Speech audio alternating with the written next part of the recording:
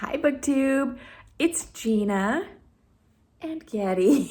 It's Saturday, and I thought today I would do a March reckoning and wrap up. So what I've been doing this year is trying to keep track of the books that I purchase and where I purchase them and how much I spend. This is going to be very distracting today, I have a feeling. Come here, Getty. Come here. We'll say hi. This is Getty Lee, our newest edition. So my spreadsheet. I actually just popped it up on my computer so I can show it to you. It's very rudimentary, just tracking the name of the book, the author, the date I purchased it, where I purchased it, and how much I spent. And then I'm keeping a monthly running total of the amount spent and a yearly total of the amount spent. And then any notes, I'm trying to remember if it was a recommendation from someone or if I bought it for a specific reason. So I just got a little notes field. So pretty rudimentary little spreadsheet here, but I'm just really curious this year how much I'm spending on books and how many books I'm buying. I'm not trying to cut down. My purpose behind this is not to budget or to decrease my spending or decrease my quantity of books, just as a curiosity to see where I'm spending my money and make sure that my money spending and my book purchasing habits are aligning with my goals, with the type of library that I want to own and curate, and with the type of books that I want to read. So what I'm finding is that when I buy new releases new at Barnes & Noble, I get less enjoyment from those purchases over the long term than I do from buying things that I like to collect, like Miss Read, my usual, you all know. But it's been interesting after this first 3 months to see where I am and to see that. So for March, I only bought 3 books, and I bought them, you can't see, but March is the little pink highlighted section. I'm just alternating highlights so I can keep track of each different month.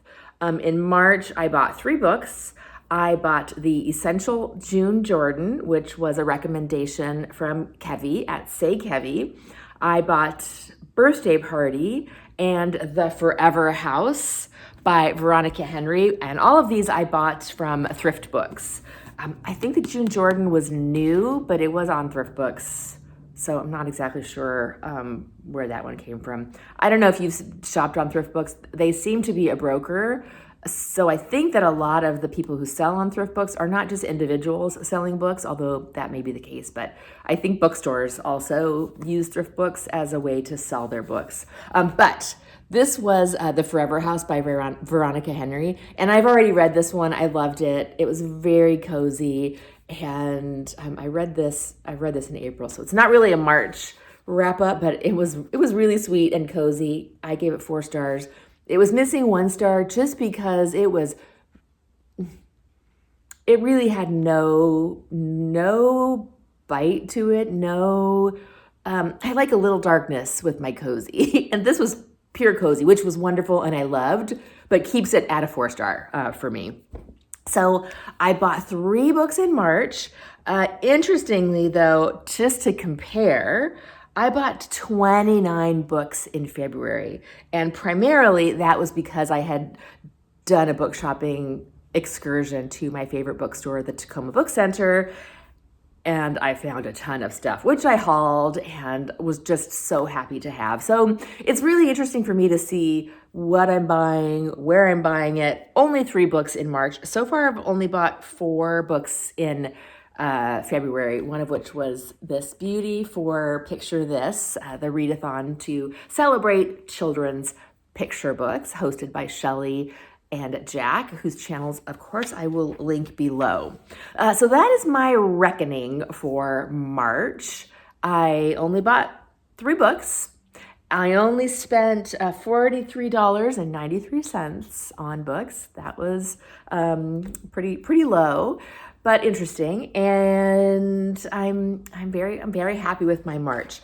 So to move on to what I read in March, I'm not going to go through everything because I'm pretty sure I've shared everything that I read already in either a wrap up or a March Mystery Madness or a middle grade March wrap up.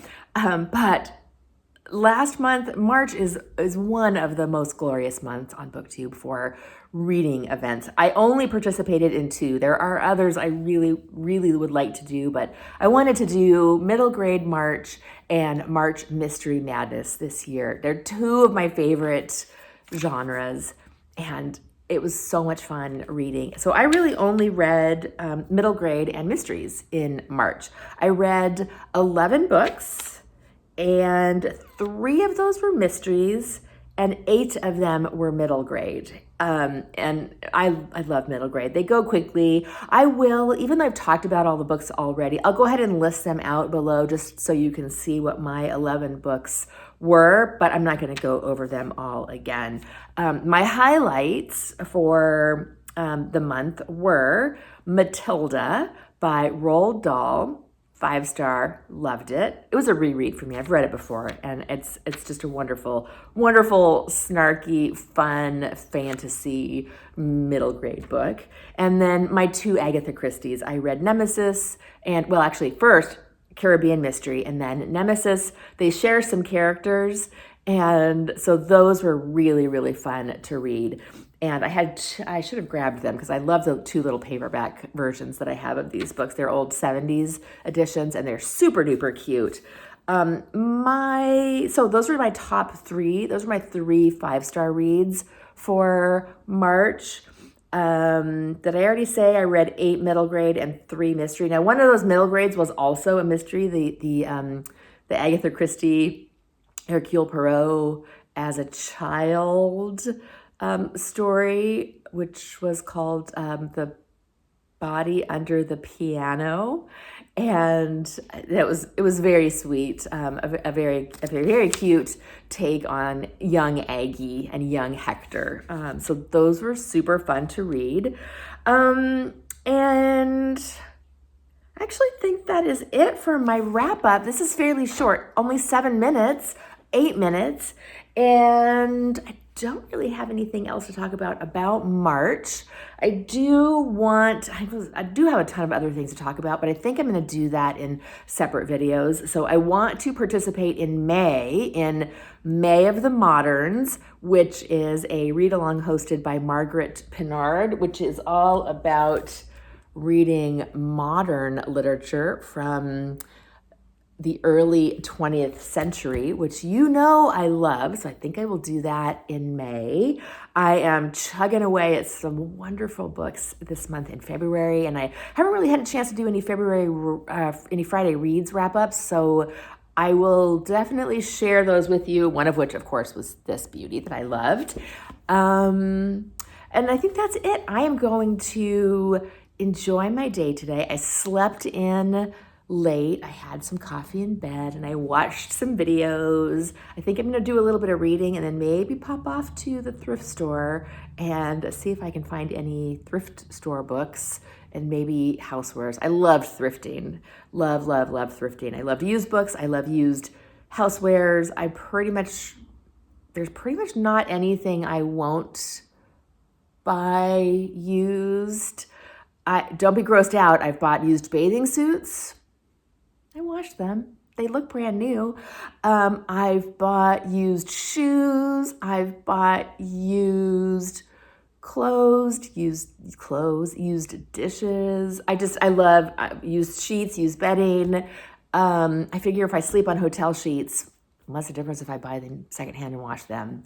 So I'm not precious about used things. I love the energy I get from things that have had a past life and have been loved by someone else. So I might do that today. I'm not sure. I'm just going to play it by ear and enjoy my Saturday. And I hope that you do too. I'll talk to you later. Bye.